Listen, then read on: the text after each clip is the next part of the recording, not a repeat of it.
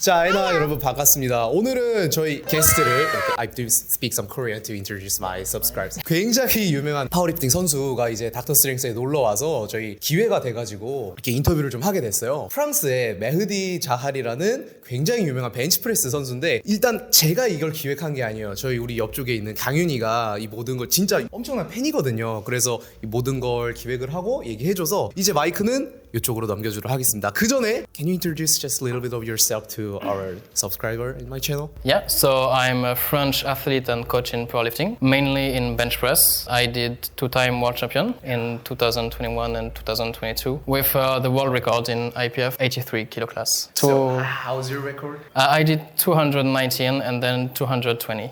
That 여러분 이거 진짜 대단한 거예요. 진짜 대단한 거예요. 자, 그래서 이렇게 간단하게 일단 자리에 대한 소개는 제가 가볍게 했고 이제 모든 건 저희 강윤이한테 넘겨주도록 하겠습니다. So, Okay. So, what brought you to Korea? I came here just to visit and traveling just for a month. Since I'm coaching online, I can travel around the world and do my job. So I really like Korea and Japan and all of the Asian cultural things. oh, so you're doing powerlifting online coaching. So, do you have any clients in Korea or Asia? No, not actually. I already coached someone in Malaysia. Also, then I can introduce to my channel to my people because all my subscribers are also interested in powerlifting. So Okay. maybe you can introduce yourself that you're coaching like something. Yeah, so my coaching service is OPT on Instagram, and we are actually 4 coach, and we have 160 athletes. Oh, Now. that's huge. Yeah, so for now, I'm not taking any more clients. I yeah. have 50, excuse me. Whoa, 50 athletes. But if you're interested in coaching in powerlifting or bench press, you can reach out on Instagram, just speaking English. So, the next question is, when did you start powerlifting? I started powerlifting in, I think, when I was 20 years old at the university. First, I did Taekwondo. Taekwondo? Yeah. Wow, that's interesting. For 13 years. Oh, wow. I was in the French national team. Oh, And then I switched to, because I got an injury on my chins, so I started like classic bodybuilding at 16 until 20. And then at the university I did powerlifting, and now I'm 26. wow. So it's been 6 years already. Wow, that's huge. Yeah, a lot of years. Is it popular in France? Yeah, for now it's getting more and more popular because we have a lot of very strong athletes, you know, like all the open and especially the women. So yeah, it's getting very popular, especially in social media and everything. How was your first comp? International or national? National. National? Yeah, I think it was in 2017. I was a 66 junior at the university, and I think I did something like 170 on squat, 110 on bench, and 200 on deadlift. And then I started to get a very big arch on bench, and I did like 150. That big jump.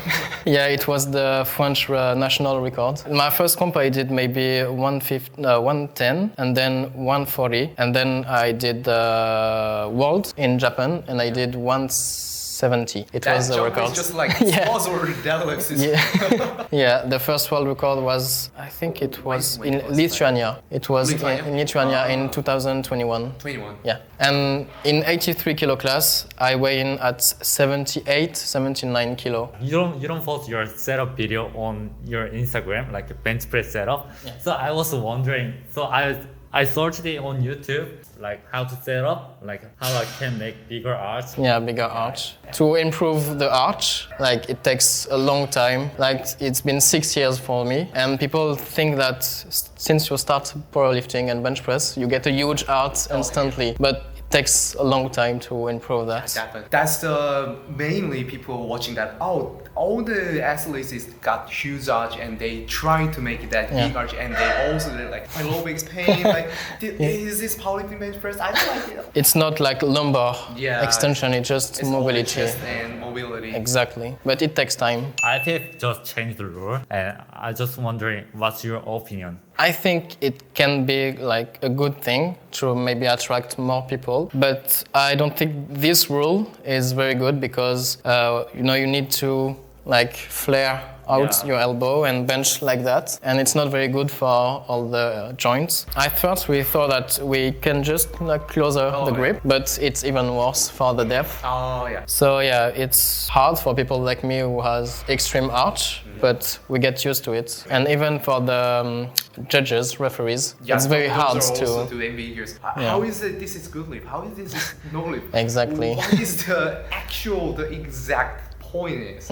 Like I did national in France 1 week ago, Oh, yeah. and my lift got red light, and the exact same people, like athletes, did the same depth as me, and it was good lifts. So it's a bit hard, you know. You won the game with the new bench rule. Wasn't it difficult to get used to this rule? Yeah, like it's been only 6 months that I'm training on the new rule. For now, it's a bit difficult because it's a whole new movement. I need to get used to the new technique, and I'm not sure how I can have the best bench and be the strongest in this new position. So I'm still trying to improve that, and we will see in the future. I also wonder, what's the most important thing to be good at bench press? Ah.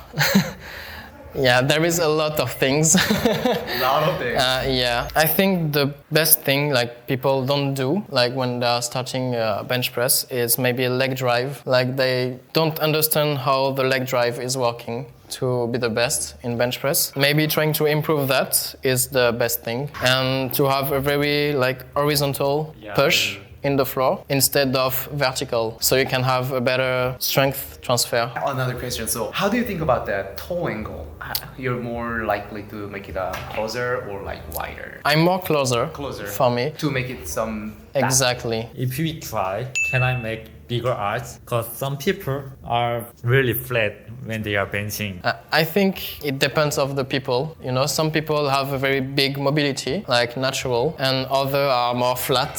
So, like I said before, it takes a lot of time, you know, to improve the arch. But if you do mobility exercise like every day and working on the arch during the bench press, I think even people who are very flat in the beginning can have a very strong like arch. Like I'm coaching a lot of athletes who were very flat at the beginning, and now after 1-2 years or even 3 years, they get, you know, a small arch. So everybody can have a bigger arch when Takes time. Anyway. it takes time, patience, and discipline.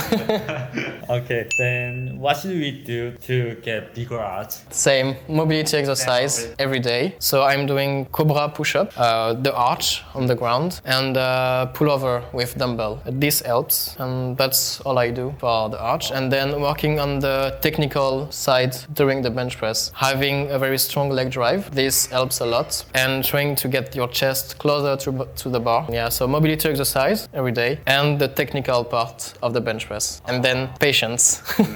How many times a week do you train? The bench press, I'm training 4 times. I did 5 times a week, but it's too much volume for me. Yeah, so I'm doing only 4 times. Like 2 heavy sessions and 2 like more volume and light training.